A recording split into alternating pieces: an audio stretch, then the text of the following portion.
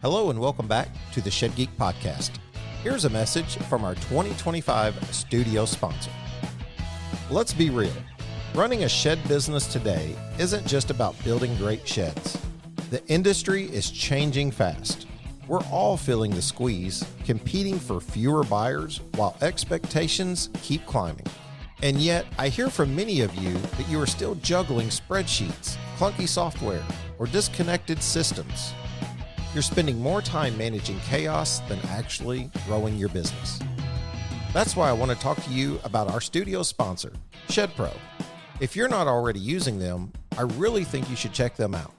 ShedPro combines your 3D configurator, point of sale, RTO contracts, inventory, deliveries, and dealer tools all in one platform.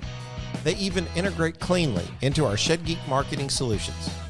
From website lead to final delivery, you can quote, contract, collect payment, and schedule delivery in one clean workflow. No more double entries, no more back and forth chaos. Quoting is faster, orders are cleaner. And instead of chasing down paperwork, you're actually running your business. And if you mention Shed Geek, you'll get 25% off all setup fees. Check it out at shedpro.co/ShedGeek. Thank you, ShedPro, for being our studio sponsor, and honestly, for building something that helps the industry. Okay, welcome back to another episode of the Shed Geek Podcast. And this is like Fun Friday monthly edition. I don't know what you want to call it, but we'll get into all the conversation. Sam, we do a podcast together, but to simply understate it, it's a conversation between a couple buddies and a couple of guys in the industry that we just kind of love, and that's just kind of served as our home and opportunity. Whenever people say, wow, man, like I really got something great out of that podcast, it always makes me wonder, did I orchestrate that? And the truth is, no. Yeah. It's never orchestrated. It's always a conversation, and you just don't know what's going to reach people. And in certain conversations, and then in others, people are like, "Ah, it was very boring." I wasn't crazy about that episode or whatever it is. And it's like, I get it. And then somebody else says it's the best one you ever had. I'm fine. I was just telling you before we got on the air, we're 5 years in now. And the only thing I can say that's different is it's more of a job now than it is a passion to be doing this for 5 years and making my living off of it. And still very passionate about it. Don't get me wrong. Love this industry. But man, it is a nail biter some days. There's no doubt about that. Where do you land after all of these years? You're usually interviewing people on Fun Friday. I'm interviewing you, I guess, today. Yeah, we're flipped it around this time. Since you won't ever invite me on yours, I just invited myself on. Fair enough. So, we used to say there's only two laws that apply. You're going to die and you're going to pay taxes. I don't know if you ever heard that. Growing up, I heard that as a kid. The old timers would always say, there's only two things you got to do in life. You're going to have to die and you're going to have to pay your taxes. Yeah. Well, I've lived long enough to find out there's some people don't pay taxes. We're all still pretty much dying. So I've thrown those two out, and I'm down to what I'm building on here is what you said about when people listen to podcasts, they get something out of it and you're like, it just happens. It's all, it builds on itself. And I agree. I hear that a lot. One of the greatest things about this platform is to be able to have conversations that end up going places you never thought they would. And, you get the aha moment out of it. And the two things that I'm convinced of today is I never know what's going to blow up on social media. Stuff I think that I write that's brilliant goes nowhere, and stuff that I write out of pure frustration or just purely from yelling out to God takes off like crazy. And the other one is when you do a podcast, you have no idea where it's going to end up going. That's why I enjoy him so much. It's I kind of hate that we're actually, one of the things we're doing is talking about cutting it back to monthly. And it's not that I don't enjoy doing them and I don't want to do them. It's just it's been hard to you stay focused on getting enough interviews to do it. I got too much other stuff going on. Absolutely, completely love what I do here on the podcast. It's nothing to do with that, nothing to do with you. You are literally one of my closest friends in the industry. So to be able to, I told you when you said something about what do you think about doing it once a month, I'm like, man, me and you could do one once a month. That's not an issue. But I do want to keep reaching out to the guys that have supported me and they've got me here this far.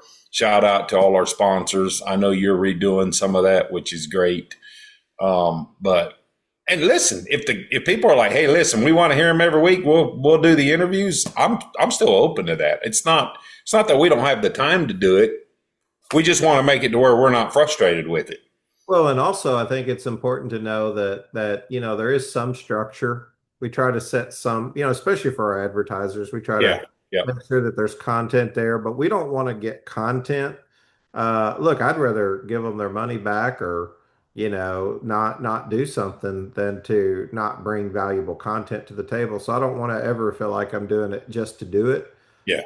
to make some money. I want to feel like we're having good conversation that benefits people's day. And if someone's going to be willing to take precious time out of their day to listen to us, I hope that we've got something worthy of saying. And the way I've tried to always do that is to just be transparent and to just be vulnerable to the audience and just kind of be like, at one point I even shared, I think with Jonathan Ulrich, what kind of money the podcast was making on advertising. I mean, all the way down to the point of being, you know, super transparent. Some people would say, well, it's an oversharing, it's not necessary. And it was like, yeah, I'm just trying to show that, now we've gone to a place where, there was a point where I was considering giving away advertising at no cost. Hmm. Simply because I had to make my living off the advertising at one point, but other things have been built that have kind of helped sturdy up things for us, hopefully for long term. And I thought, how can I give back? And you and I both know free's what you pay for it. So like I've decreased it by Yes. like, I don't know, 75% of the cost, just to be like, hey, there's some reasonable accountability here that you know what I mean? You got to get us Hmm. stuff, but I'm not going to focus on that because I really want the podcast to be a space that helps people. And we've talked about this. I've talked about this with Jared and Eric on Steel Kings. It's like, does it have to be a steel like specific podcast? Hmm. We've got people that reach out all the time, different coaches, people that are in professional uh, digital worlds. Almost got the president of GoDaddy on one time, and he backed out on me. But, I feel like those would be cool conversations. To be like, wow, these are we could get into the in-depth part of different things. But we've had some cool people on, and you've been part of that process, and it's 5 years. It's kind of hard to believe that this has been, and I'm sitting here going, well, do we have five more in us? Like That's there's so crazy. many people left to interview. And the thing is, I like both the monologue style and I like the dialogue. I enjoy Yeah. interviews, and sometimes I enjoy what is your product, expose it to the industry, tell them about it. How can we help you get out there? And then Hmm. sometimes I like this is my testimony. And let me Yeah. tell you about my journey through the industry. I like it all. I like it all. I just want to constantly provide content that people feel like, man, I tuned in today to listen to something that was encouraging, inspiring, educational, entertaining, and it blessed me. And I'm better for listening to it than I was for not listening to it. At the end of the day, if you know, to think that 1,000 people would tune in every episode to listen to anything me or you have to say is kind of like humbling. Oh, Yeah. absolutely. Yeah. So Yeah. I appreciate all the listeners, all the advertisers, this industry, the ups and downs, the ebbs and flows, the goods, the bads. all of it has taught me something, being able to embrace things, difficulty, difficult people, difficult customers, good customers, moments that I believe will live rent free in my head, from not just good opportunities like money making activities, but I'm talking about things that people share with you that are in private that are just, you just know that is divine, a Mm-hmm. divine appointment without a Yep. doubt.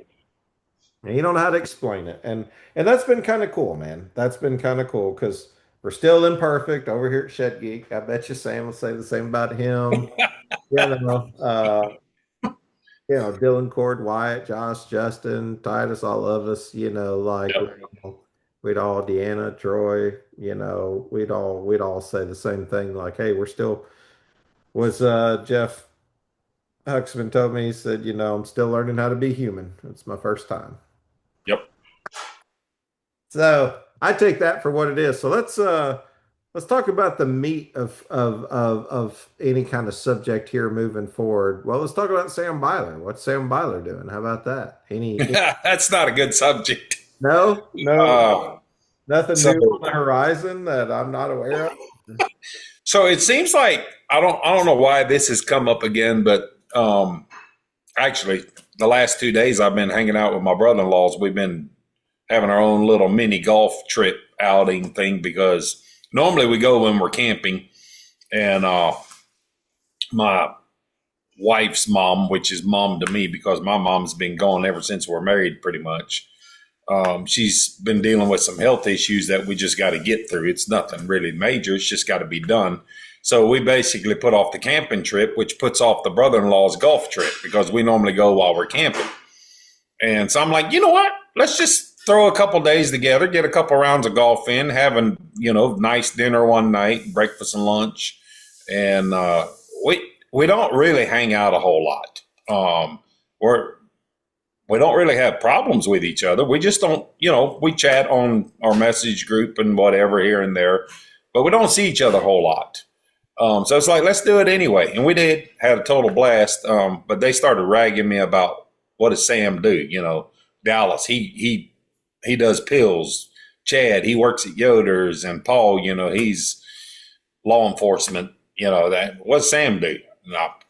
And it's like a couple of weeks ago when there was a couple of haulers in here, they're like, what do you really do? And it's like, you know what? It's not really important what I do. Everybody's like, well, what's the secret? And I'm like, it's not really a secret. I just learned really hard lessons that I'm not putting all my eggs in one basket anymore. In fact, there for a long time, we get, and I'm just going to throw this out there to the industry as a whole and anybody, not even in this industry. We live in a day and age where if you only have one egg and you're taking good care of that one egg, you better look out because you need more eggs.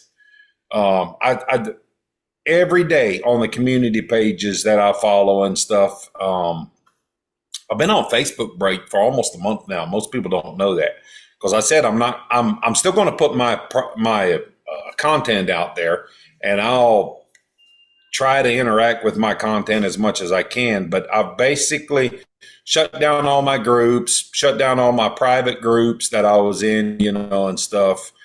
And I'm trying to just tone in to where, what's the Lord trying, like, can I even hear from the Lord right now? So I had shut a lot of that stuff off, but the occasional, I'll spend 10, 15 minutes answering a tag or something. But people are picking up second jobs. They're picking up third jobs. They're trying to figure out how to supplement their income with something. The $175,000 house right across the street from me is all of a sudden $375,000. And and they're all under contract. It's not like they're not selling. They're pending under contract. They're selling all the time. I got a big day tomorrow. I have a fully finished 18 by 40 cabin that's going to require 2 to 3 mules to get it delivered.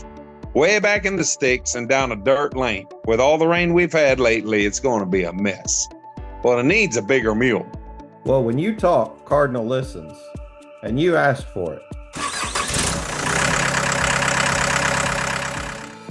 With its diesel-powered 69-horse engine and capacity to move 40,000-pound sheds, the Mule 9069 is ready to turn your big days into just another day in the good life. Ah, that's right. You're talking about the one they had up in Michigan at the shed show.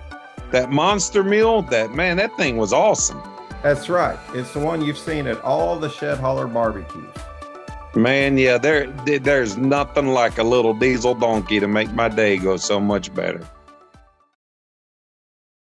So my point is, instead of Sam Byler having this one big egg that everybody knows that what he does, he's got 10 of them. And none of them are major. They're all just doing their part. And if one of those eggs, if I accidentally throw it and it breaks, I haven't lost everything. I just got to replace that one egg, keep focusing. But now instead of it being 90% of my income, it's 10% of my income. I don't really know how that looks for people in the shed industry that are struggling right now. I know for a hauler that's out there hauling sheds, if it's kind of slow and he's like, I got to pick up more work, up your ads on Facebook that you do private moves. Start moving other stuff. Start moving lumber, move this, move that, start look outside the box a little bit, get off the 650 number and get back to the 400 number. Because I promise you, I can make money moving sheds at $400. And it's the constant argument on the shed page. Oh, there goes the 250 guy. And I chuckle to myself and I'm like, I do 6 250s in a day. I've made good money. Sorry, buddy. And I still work less hours than the banker did. Some of that, start a lot. Start selling sheds on the side. Find somebody to run a lot for you. There's all kinds of, add yard furniture, add trailers, add something else. And I see people doing that. I feel like we have to stay more open to what we're doing. And I get tunnel vision very quick. And I can't do that as much. I got to keep looking at the broader picture, everything I do, whether it looks like it's just a redneck idea or whatever, it's all about making money at the end of the day. We put a charger on a $2,500 diesel frame and it blew up on some of the pages where we posted it, where that kind of stuff goes.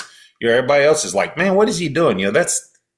When you get 1,000 shares on something, that's pretty impressive. And it's like, you know what? There's a market out there for stuff that's unusual that, we're actually going to do I'll end up pulling a shed with it just to make the point. And it's all marketing. What are you doing for marketing? How are you getting the word out there? What you do, I see people's shed move pages. Advertisements come up all the time. There's like one picture, we move sheds.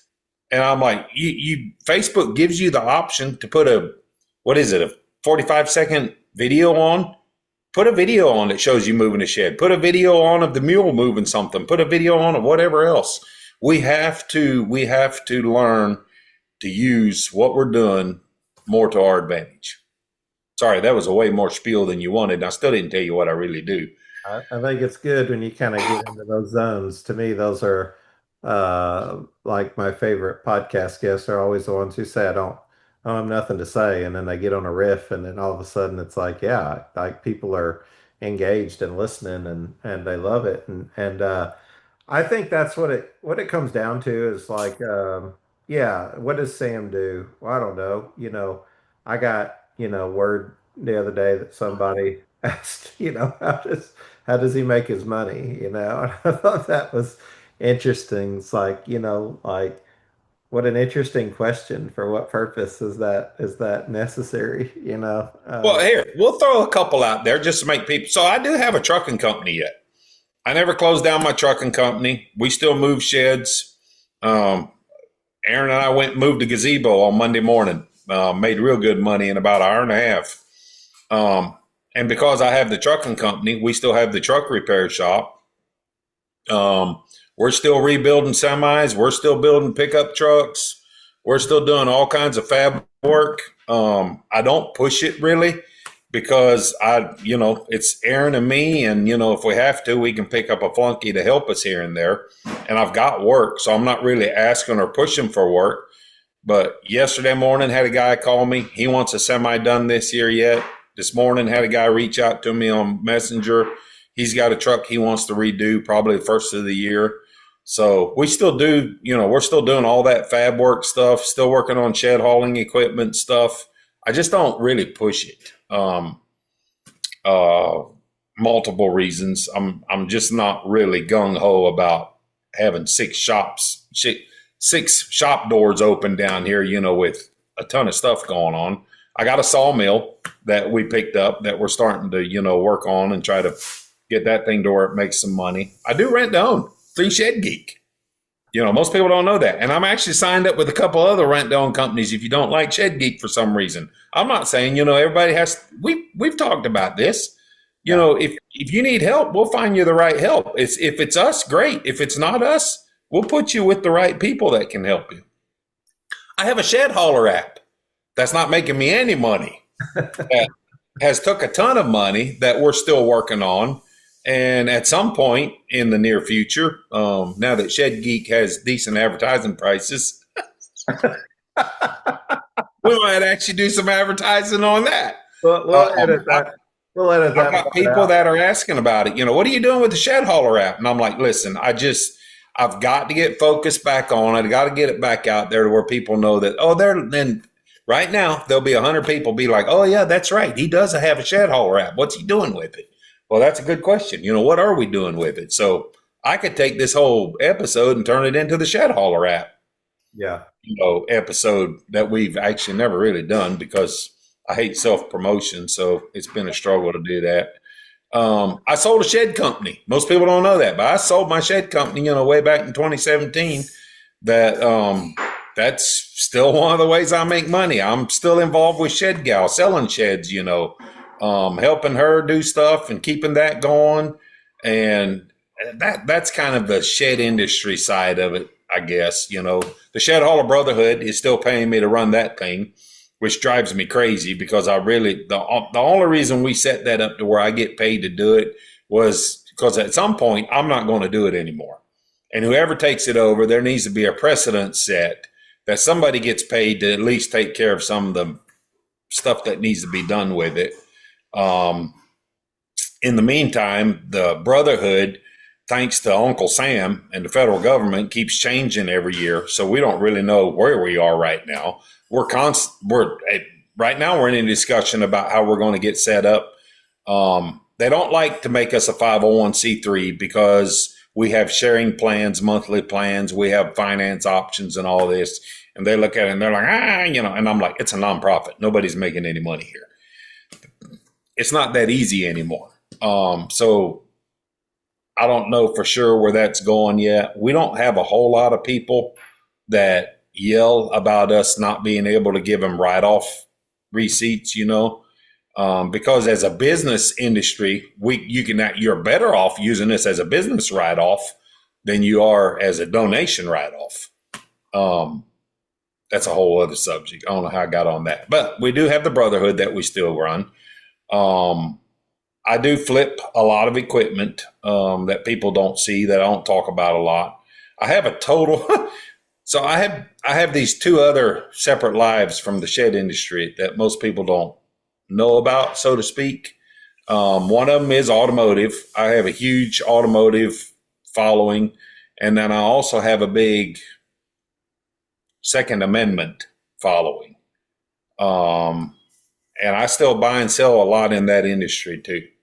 And it's still a good industry to be involved in. I just don't, you can't talk about it on social media. Yeah. So, but there's, like I said, I'm actually, hopefully, I'm sitting on a bombshell, and I have been for 3 months that I can't talk about because we haven't closed on it yet. But I'm working on my big golden egg.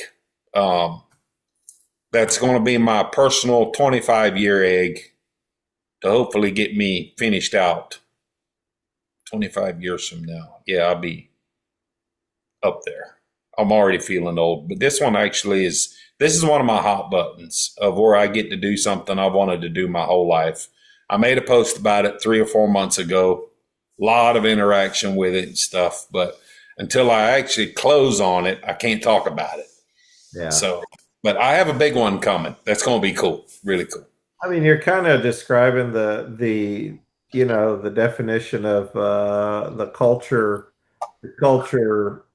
word. Well, culture in itself was that buzzword for a little while, but there's a word called a grinder. Like you just grind. You just figure out how to go out there and grind. Some people are like, "Oh, I don't like that word. I don't like the grind. It's just a buzzword." But the truth is, man, like men were made to work. We're Yeah, supposed to work. I mean, that's when I'm the happiest. like it's one of those things where you can either choose to uh I don't know, you can choose to hate it or you can choose to embrace it. And there is a lot of truth to the sayings, find something you enjoy doing and you won't work. I mean, it's still work. Like I enjoy mowing my yard, Sam. Like a lot of people don't know how much time I spend outside. Like I Yeah, I enjoy, it looks like what I do is very simple, because you get on here and you talk or you use technology for your benefit. But the reality is I've been, come from the blue collar world. My parents were blue collar folks for sure.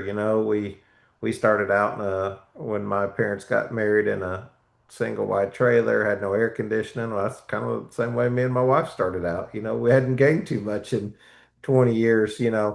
Um, and who was it that posted something? Darren Warren posted something the other day, was talking about how he could see the cracks through the holes in the floor when he was growing up and things hmm like that, to see where he's come to from then to now. And I think about my own journey, you know, um,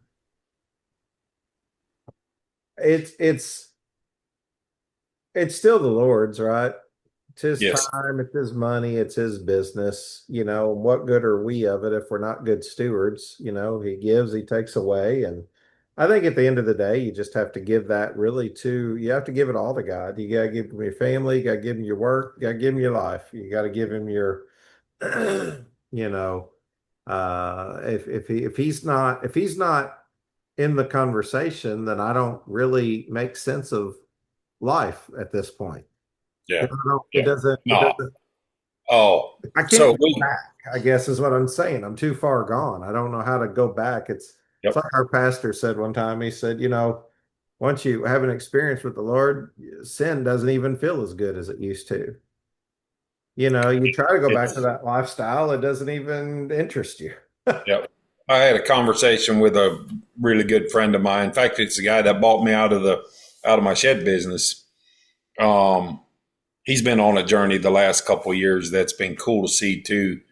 And the fact that we can so quick in our Christian life. I mean, let's just admit it. We're Christians. Mhm.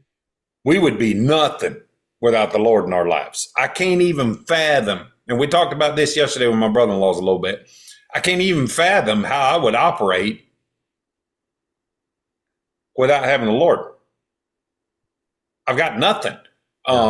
I'm not a steward of anything. All of a sudden, I'm responsible for all this stuff.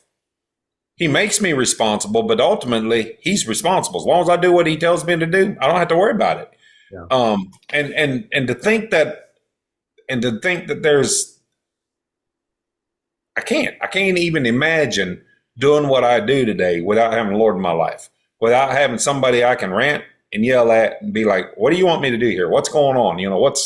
And then, okay, so now flip that around and say, what if I don't do anything but focus on the problems in my life, the sin nature in my life? And then the more you focus, you become what you focus on. Mhm.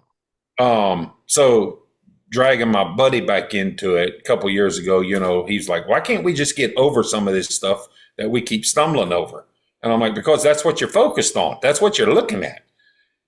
If you get busy and you start focusing on the Lord and looking at the Lord, all of a sudden that stuff, not only does it not become a stumbling block anymore, but it's exactly what you said. It's all of a sudden, it's not existent. It's not even there anymore. What are you focused on? Unlock the power of productivity with Cardinal Leasing. Are you looking to elevate your business operations with top-tier equipment? Look no further than Cardinal Leasing. We offer a wide range of reliable and high-quality equipment tailored to meet your unique needs. Flexible leasing options. Whether you need short-term rentals or long-term solutions, our customizable leasing plans are designed to provide maximum flexibility and affordability. Conventional financing available. Cardinal Leasing also offers great conventional finance options for those of you that prefer that over-lease purchase options. Expert support. Our team of experienced professionals is here to guide you every step of the way, ensuring a seamless leasing experience. Boost efficiency. With our top-of-the-line equipment, you can enhance productivity, reduce downtime, and achieve your business goals faster. Why choose Cardinal Leasing? Competitive rates, exceptional customer service, hassle-free process, quick and easy approvals. Don't let outdated equipment hold you back. Partner with Cardinal Leasing today and take your business to the next level. Contact us now. Visit our website at equipment.cardinalleasing.us or call us at 618-803-4086 to get started. Yeah, I don't know what you're saying is ringing very true to me in so many different areas. Did I tell you about, like this other podcast adventure that I was considering going down? That I don't know if I told the audience. I don't know what I've told them at this point, what I haven't. I don't know. We bought a church. That's where I'm sitting right now. We bought a church. It's crazy, right? Like 100-year-old church, That's cool. I love it. Started in 1925. We were looking for a building. My son was also looking for a home, and there was an apartment building that had a retail store below it that we were looking at buying. And then all of a sudden the realtor says, there's a church over here. And I'm like, a church? Turns out it's a Church of God, which I actually went to a Church of God, but there's two different Church of Gods. There's one out of Anderson, Indiana, which kind of operates more under kind of like the, I don't know, like Lutheran, maybe, kind of Methodist. And then there's Church God out of Cleveland, Tennessee, which is a charismatic, Pentecostal movement. And this was under the Anderson, Indiana, and it had been a church for 100 years. And honestly, the church fell in turmoil, and through COVID, it ultimately shut it down. And, and it's sad to see because no one ever tells the story of what happens to a church whenever it loses its ability to be a church after 100 years. That's kind of a sad story, selling all the pews, selling all the stuff, like all these, they had historical data that went back 60, 80 years of ledgers and different things that just sat here. I mean, their checkbooks were still here. The accounts weren't open, obviously, but they were still left here, and it was kind of amazing to see the pastor's, collection of books and stuff. This desk is the pastor's desk. We saved it and I use it as mine. The bookshelf behind me was his bookshelf. We tried to keep some of the original stuff, but I woke up after 6 months one day and said, why did I buy a church? What happened there? I don't know, like what happened. Well, my son works for us, lives in the basement of the church. He can keep an eye on the building. Plus he works for the business. So that's kind of cool. He's 20, makes good work for him. We fixed up one wing of it so far for our offices. And I'm like, well, this is working really good. Nice. But then I was getting, I was getting the idea one night of like, how can I be more involved in using podcasting to spread the gospel? Or, I've never been called to pastor, Sam. Never been called to pastor. But I think we're all called to evangelize. And I've been, I've also struggled with the church home. To be perfectly honest with you, I've struggled with it. I did go to one particular church for about 10 years and we still visit them, but we're not actively in that church. And because I struggled with that, it's so weird because I was like, man, could we do like a like a podcast church podcast, something like that. It was like, I don't know. I don't mean church as in traditional church, but I Yeah. mean Yeah. maybe, like we still encourage people to go corporately worship, with people, but a lot of churches actually create a podcast, to get the word out to community. And I thought maybe we could do that for people who've just been through similar experiences, and started getting this thought in my head about podcast church pod, go bought a Church of God building, used to go to a Church of God. It hit me one night in the 3 o'clock in the morning, Church of Pod. I went and looked it up and looked up the URL, and it was already bought. And there was a guy who was already doing something similar, had a stained glass mirror inside of a podcast mic. Reached out to him for about 3 weeks. First time I reached out to him, he didn't answer. I told God, there we go. I did my job. Moving on. And he said, no, he didn't give me any peace till I reached out. I contacted the guy, and he said, well, you're relentless, aren't you? And I said, yeah. And he said, this is interesting what you do in your podcast and all that. And he said, Church of Pod has kind of just been dormant for 3 or 4 years. I actually did an interview with him on that podcast, and he said, if nothing else, you've inspired me to get back at it and go back to the vision that God gave me with this. So he's talked to me about co-hosting with him, and I don't know. We're probably gonna have him on the podcast on here because I found out the guy does marketing in the post frame world. What a small world. Does marketing in the post frame world. And I was just like, so he seems like a really awesome guy. We had a conversation. He did an interview with me, and I'm excited. I'm hoping that it takes off. I don't know if we're going to be involved with it.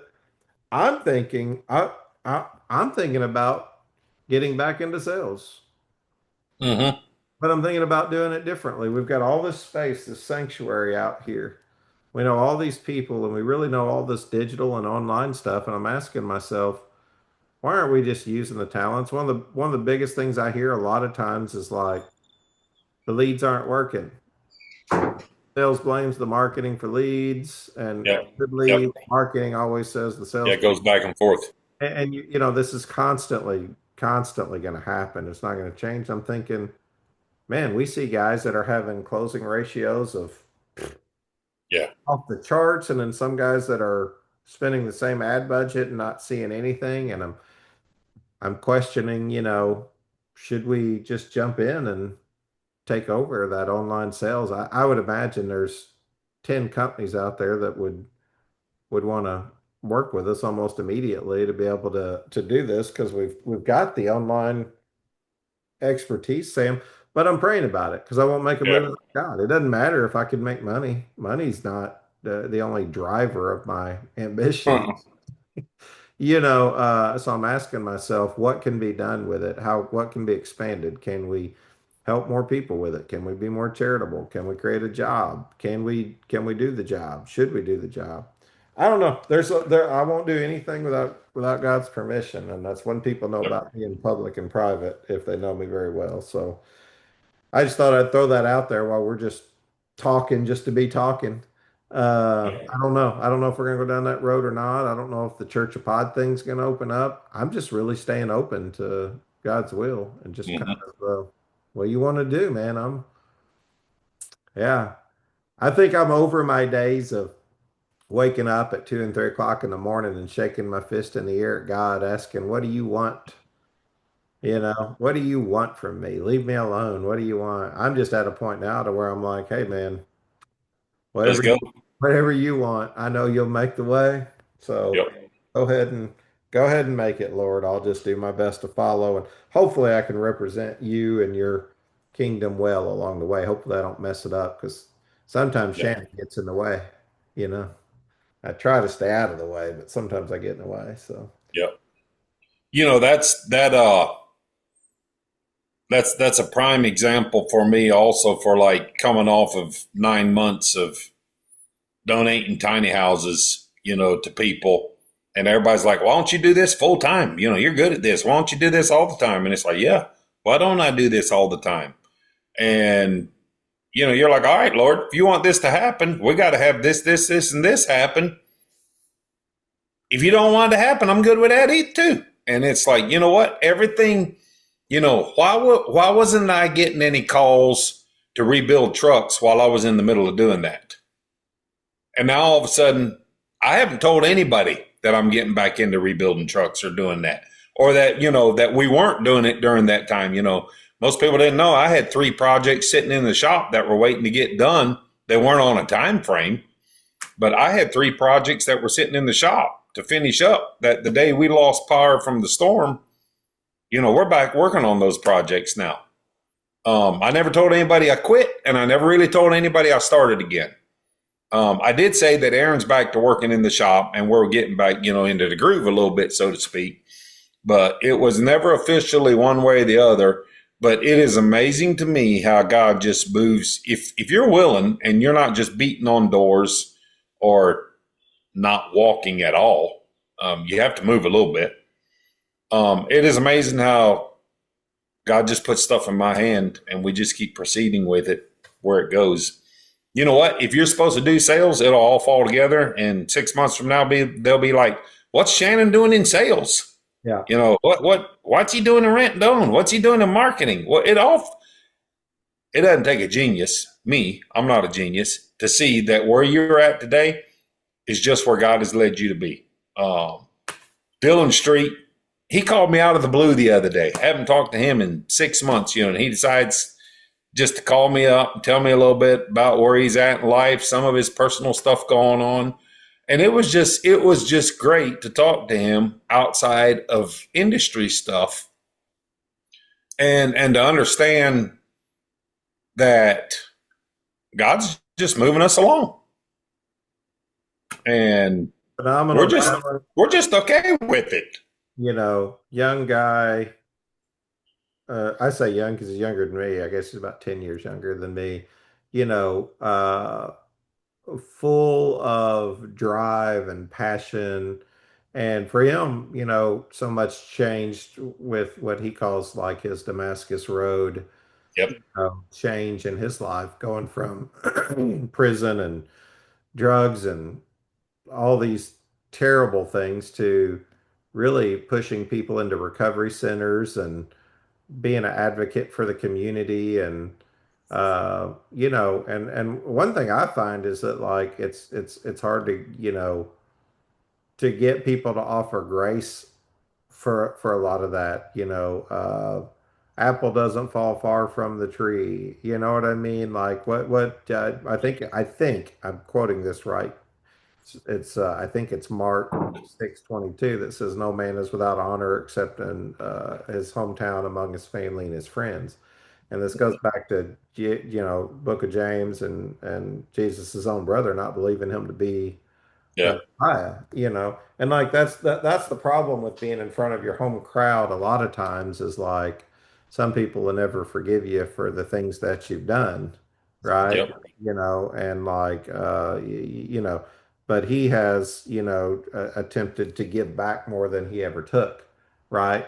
From the community because he had this Damascus Road thing. And I just love to see his talent, um, his ambitiousness, and it feeds others. It feeds others around him. So I'm glad Yeah. you had that conversation because yeah, he's had a rough year, Yeah. but he Well, is I mean, it's the same way with your RTO guys, yeah. Titus and Justin and Josh. Those guys, same thing. God just puts the right people in place. I couldn't have asked for better partners through that Oh, opportunity, to get to know them and meet them and the way things worked out. And um, here I thought I was at, ground zero and had no opportunity. And I'll tell you what, man, I've been pleasantly surprised at conversations I've been able to have that I wish I could. Well, Sam, I wish I could just be I am an open book, but I wish I could be an open book for the case of others. There's some people that ask me questions or want to work with me and they don't want that known. And look, I even saying that today is kind of vulnerable because they might be like, yep. "Ooh, I don't want people to start asking him who that is." But it's been, Yep. I've sat in some offices that have surprised even me. And I'm appreciative for those folks who believe Yep. that they see something there that's worthy of having me to sit with them and talk. And some that probably will never come on the podcast, some that would rather have conversation quietly. Introducing the Challenger, the revolutionary new shed mover that's taking the industry by storm.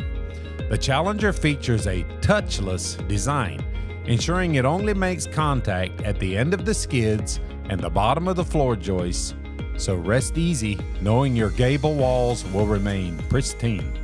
Worried about reliability? Fear not, the Challenger is always up for the challenge and will not overturn or scuff your shed.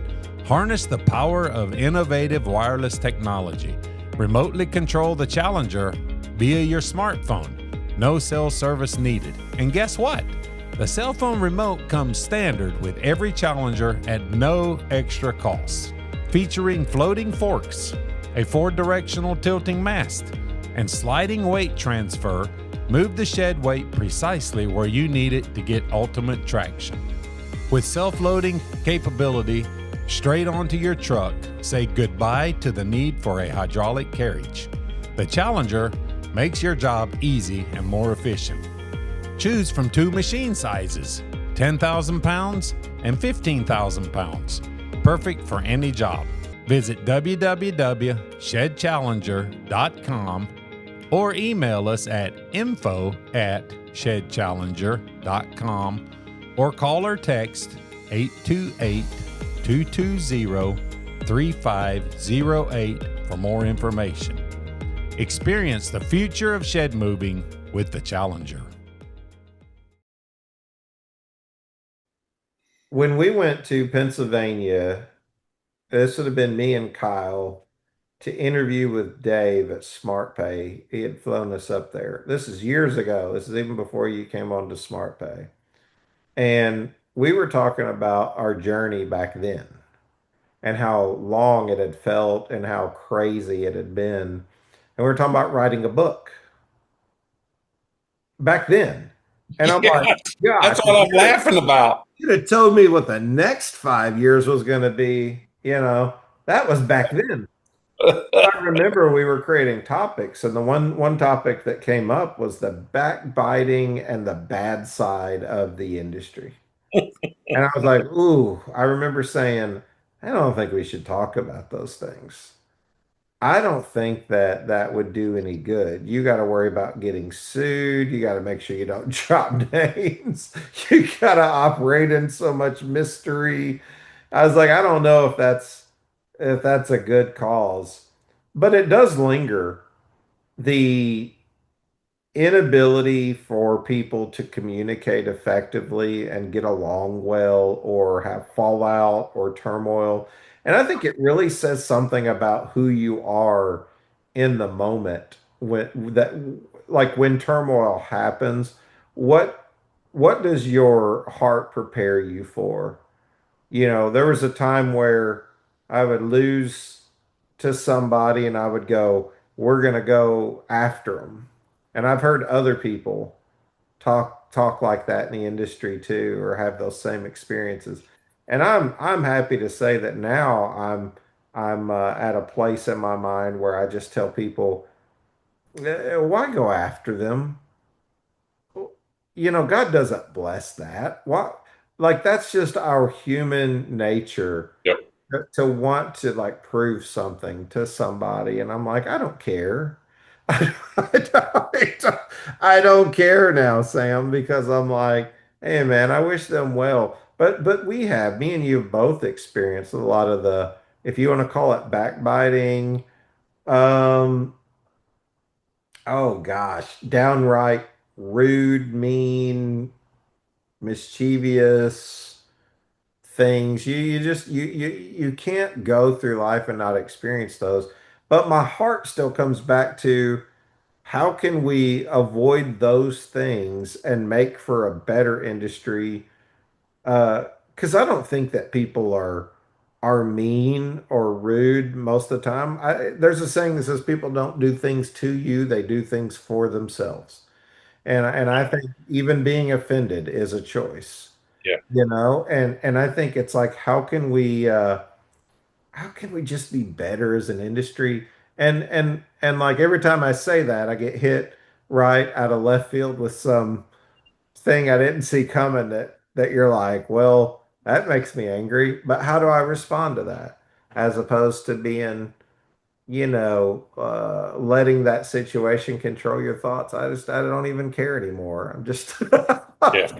Yeah. just at a place to where I'm like, I don't know. The only thing I can control is me, how I react.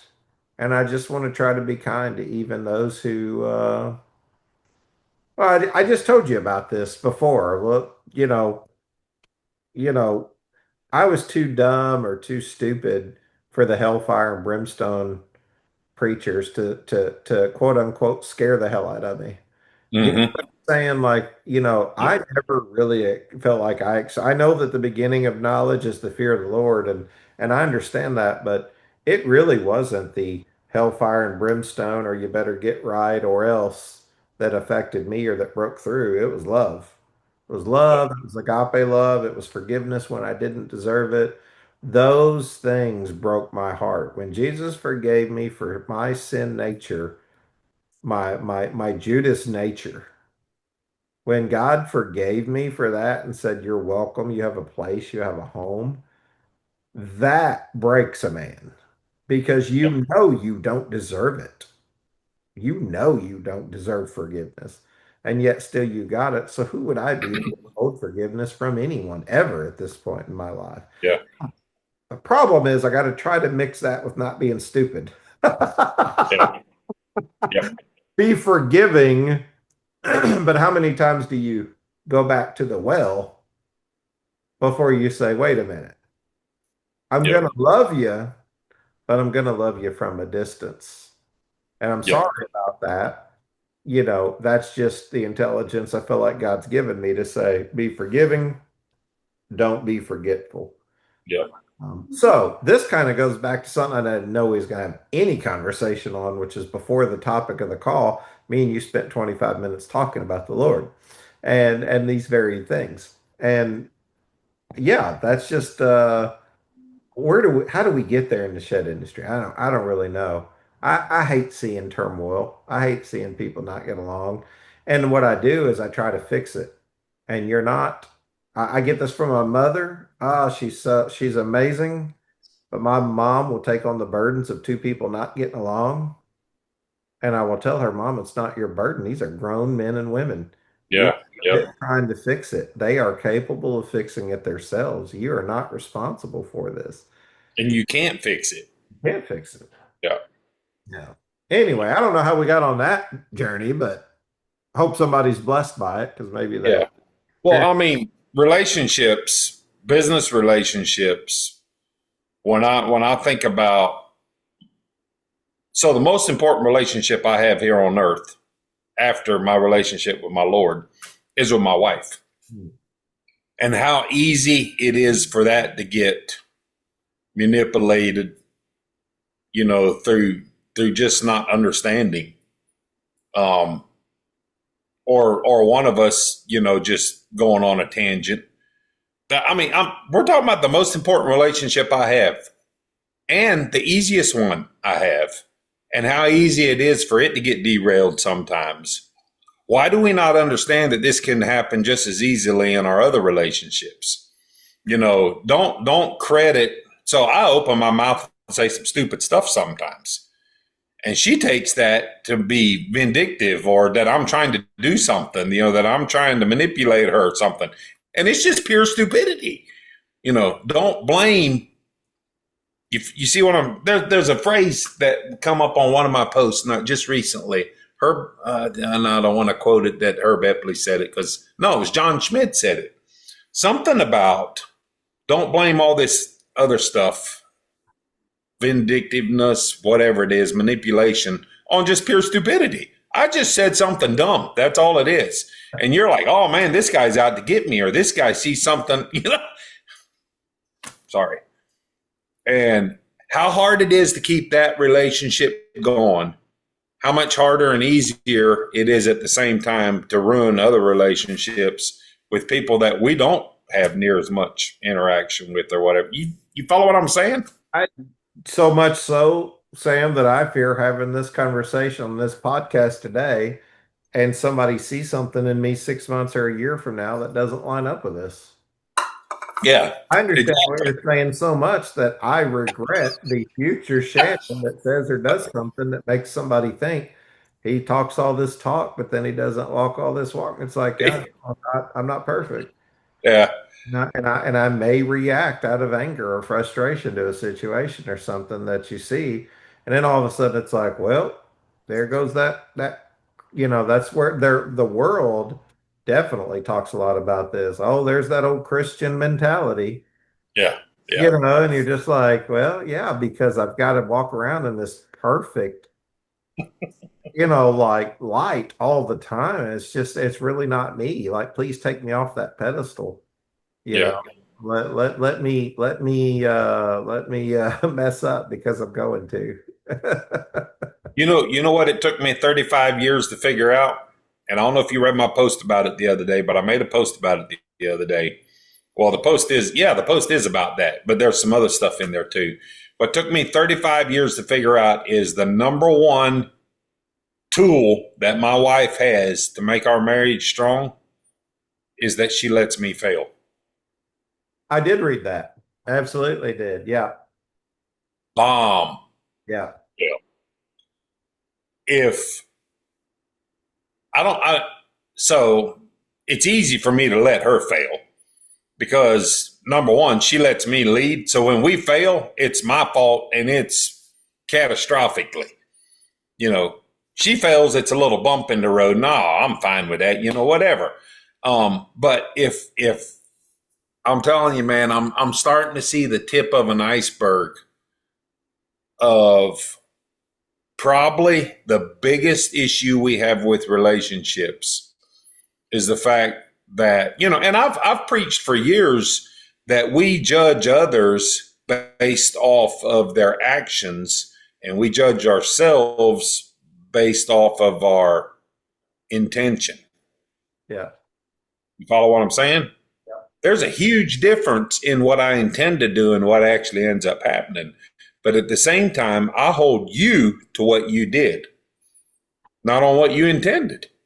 You follow what I'm saying?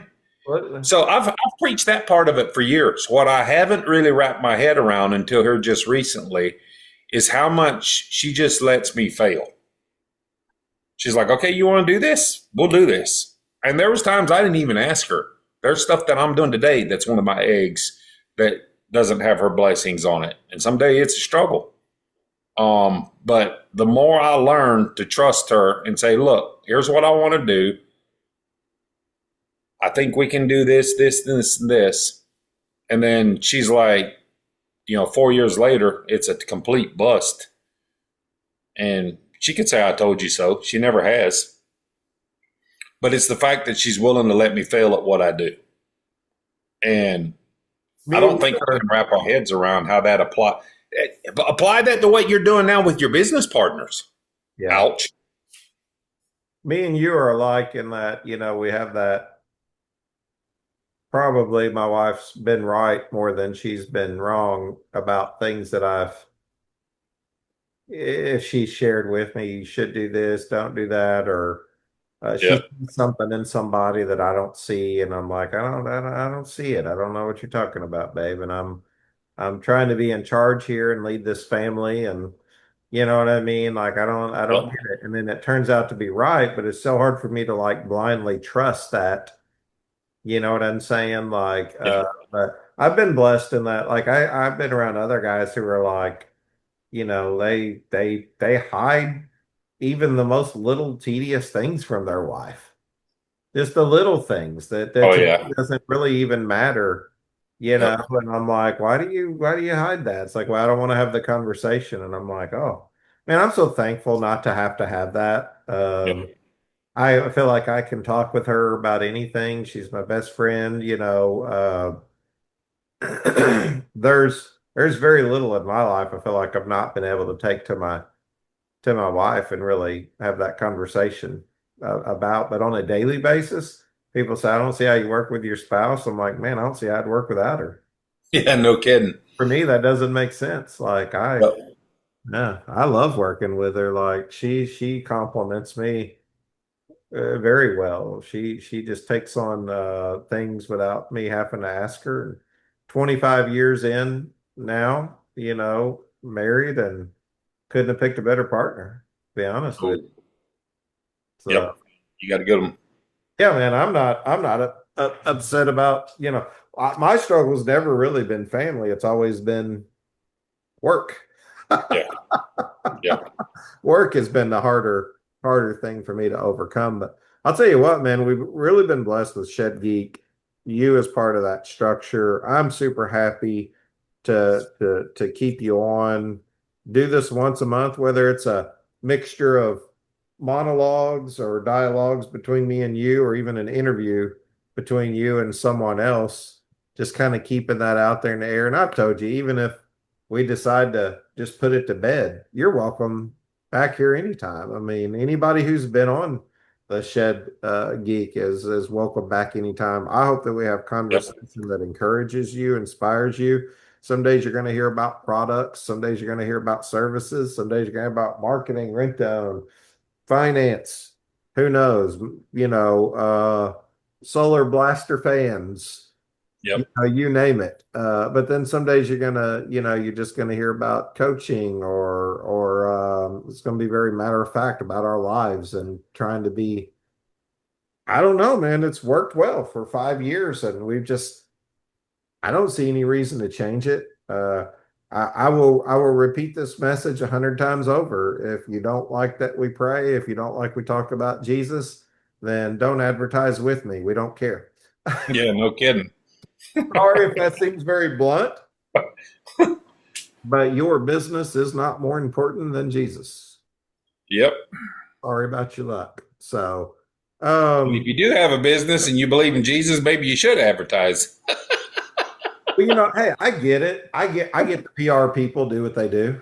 I Oh get it. yeah, absolutely. It's like a religious fanatic. It's like, well, Yep. I don't know. I like the saying, you know, if you had to be convicted of being a Christian today, would there be any Yeah, evidence to convict you of such a thing? that's true. And I would just like to say, um, I sure hope so. I sure hope I've been given this platform to be able to spread the joy of Christ and the word of the gospel. Hmm. And if I don't give him his first, what he's owed, I don't feel like that it's blessed moving forward. So now, with that said, again, please allow the grace for us to be imperfect, because Lord knows we are. Woo. Harry, what is it? Oh gosh, I can't think of his name. Oh, it's terrible. I got the book back here and I've said it 100 times. Philip Yancey, Prayers, Do They Make Any Difference? Um, uh, Yeah. anyway, the pastor, famed pastor, I can't think of his name right now, but he used to always pray the message. Sam, he said before he'd get up and speak in front of people, he'd say, Lord, forgive me. Um, um, or thank you for the opportunity to speak in front of these people, because if these people knew about me the things that you knew about me, they wouldn't listen to a word I'm about to say. And that's the way I feel before every podcast that I do, is if people knew about me what the Lord knew about me, they really wouldn't care to listen to anything I have to say. But because of his grace, his mercies that are made new every day, he gives us a chance to get on here, talk about him, talk about his mission, is the Great Commission, but also talk about things that we find inspiring and lovable to us, which is the shed industry, the carport industry, the industries we've built in. And I hope that people find that worthy enough to listen to. And if you don't, thank you for your time. And if you do, um, Amen. thank you for your time. Yep. I agree. Well, I guess that pretty well wraps up our thoughts for the day. I don't know. Yes, sir. We had no agenda going into this. We wanted to tell people that we were going to one a month. And I always enjoy our conversations. People don't realize me and you talk for 30 minutes before we even talk. This is true. And my hood is supposed to be here in 2 minutes. Well, then let's get out of here. I'm going to say a quick I'm going to say a quick word, get us out of here, Yeah. and go on with your day. Lord, thank you for this day, the opportunity. Lord, bless this business. Bless Sam and all his endeavors as he continues. Thank you for his friendship. Thank you for the friendships around the industry. Pray that you keep us on the straight and narrow, keep us doing what's right in the next right thing in all opportunities. We thank you for your Son, Jesus Christ, who came and died for our sins. In Jesus' name, amen. Amen. Go get your hood, buddy, and Yes, sir. let's talk soon. All right. See ya. Yeah. Thanks again, ShedPro, for being the Shed Geeks studio sponsor for 2025. If you need any more information about ShedPro or about ShedGeek, just reach out. You can reach us by email at info@shedgeek.com or just go to our website, www.shedgeek.com, and submit a form with your information, and we'll be in contact right away. Thank you again for listening, as always, to today's episode of the Shed Geek Podcast. Thank you and have a blessed day.